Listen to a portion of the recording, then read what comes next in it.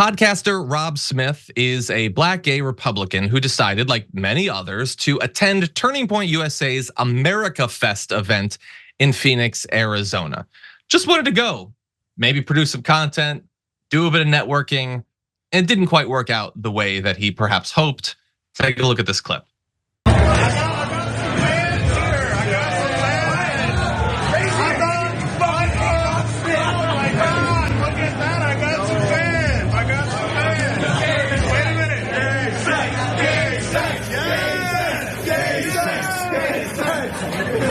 Yes, Nick Fuentes loves gay sex. No, he doesn't. America first.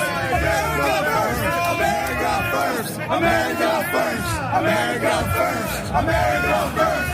America first.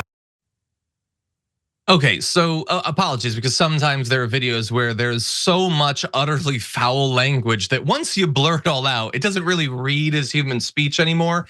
And that clip, by the way, had to have 6 seconds of those people chanting the F word at this podcaster cut out. But Rob Smith is not hiding this horrific welcome that he got at this event. He tweeted that he was confronted and surrounded by white supremacists that don't like gays or blacks in the Republican Party. They shouted the N word and the F word at me to make their point. However, I served in Iraq. I never backed down, ever. So look, I'm not super familiar with Rob Smith or his service or his advocacy. I'm sure he's just as committed to the conservative cause as them.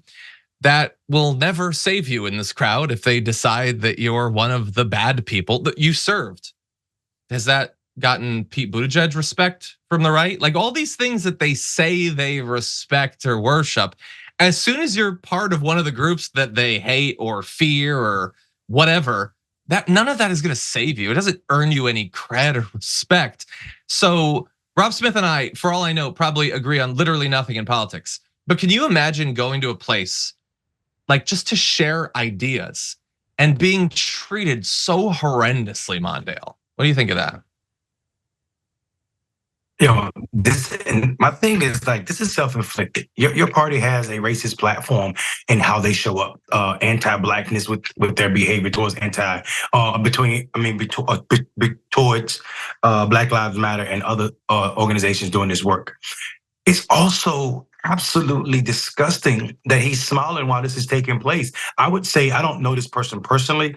I see his grift online. It's a money-making thing to be a young black face that's willing to spew out conservative talking points. And he just popped up as one of those new faces, especially if you're a black man right now.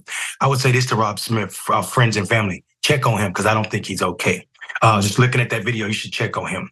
There's no one that should be celebrating that much hate towards you and who you are because of your race and your sexuality in that manner from people that you call yourself associated with in your safe space, being treated unsafely. So check on that man. He's not okay. Yeah, you're more familiar with his background than I am. I'm familiar with the movement though. Like, were there white supremacists there? That's a surprise. Nobody could have. Were there homophobes there? Oh my God, I might faint at the shock that I'm experiencing. Again, none of that justifies his treatment. You should be able to go to a place and not be attacked regardless. And by the way, sometimes politics forces you into a room with people you don't fully agree with or whatever. And like maybe he thinks this is the best place that he belongs or whatever. But we know who these people are, even if they pretend that they're not. Chaya Raichik, literally the Libs of TikTok person, responded to him saying, wow, this is sick. So she's supporting him, which is good, but also massively dishonest because she's previously said that LGBTQ people groom children, they're evil. He is, according to her, evil. Not because of anything he's done, but because of who he is. The ultimate identity politics. It doesn't matter what he advocates for. It doesn't matter that he served in the military. Because he is gay, he will always be evil and suspected of possibly being a predator who might want to come for your kids. That is who Chaya Raichik is. Charlie Kirk, obviously he's responsible for this group, says this is reprehensible behavior and has nothing to do with Turning Point USA. Unacceptable. And I can understand his frustration. He did not set up this event so that people could engage in like a 2-minute hate against Rob Smith. He set up the event so that they could engage in a 2-day-long hate against anyone left of center, Muslims, women, gay people. Like, they're not supposed to target Rob Smith specifically. They're supposed to attack all black and gay people. Like, don't make it personal. But this is the guy, by the way, who used to post memes like this. This is February, I think he posted this on Instagram. It was never about acceptance. You see, the gay agenda, they say they just want to be free, but now the gay gun is to the back of your head.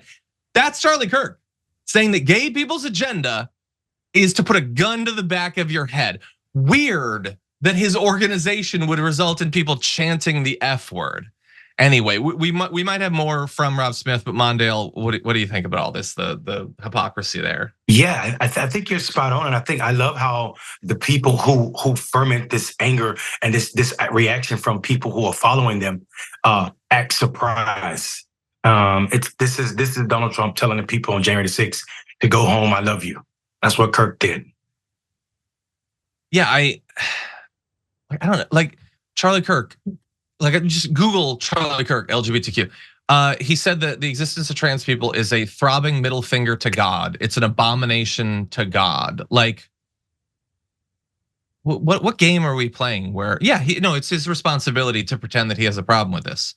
We know what he advocates for. We know what he uses his platform for. Again, that doesn't make it like, that's not me saying, Rob Smith, you should have known. What do you expect? You get what you do? No, nothing like that. You get to go to a room, even with people who fundamentally despise every cell in your body. You should be able to do that. But Charlie Kirk also knows exactly what movement he is an enthusiastic part of. For more political news breakdowns, interviews, stories of activism, and me trying my hardest to care about the occasional big celebrity news story, subscribe to our YouTube channel at youtube.com/The Damage Report. And you can ring the bell wherever it is so you don't miss anything.